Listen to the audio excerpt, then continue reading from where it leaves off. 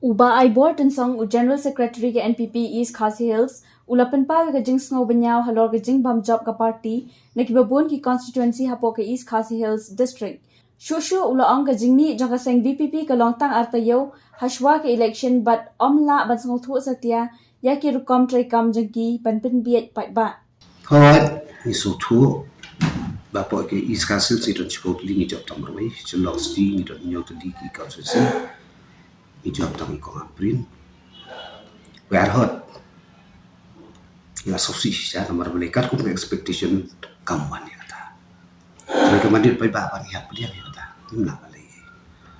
Tambah kontak ko ba pi hapo ki media ni si nakaliang jong uwe na tengki deputy chief minister na ban post mortem.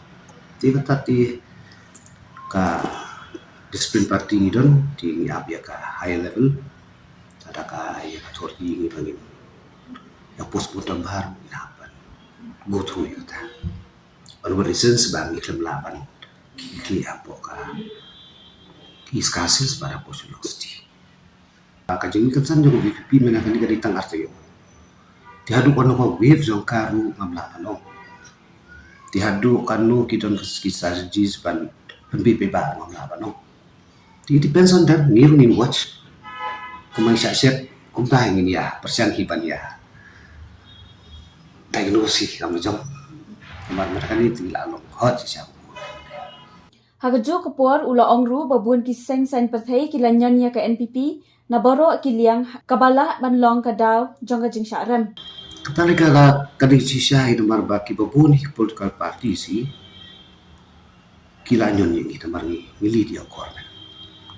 Tama ko sulong kuktahin mo, pakuapan job ti wah blame hiya ladi ki hapan yoro hiya ladi tingi barabat di secara pati bangin lapan i kipai bah ti rei kini pedi ang pati kita sabi kini ti ya kata kamatir kung mau mena pai ba ulah rai ti mlali.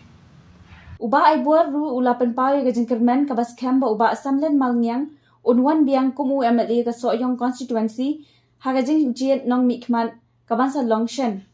Terlebih ke jingkermen jungi kermen ni pasang ni mana kapor. Itu lu jabi.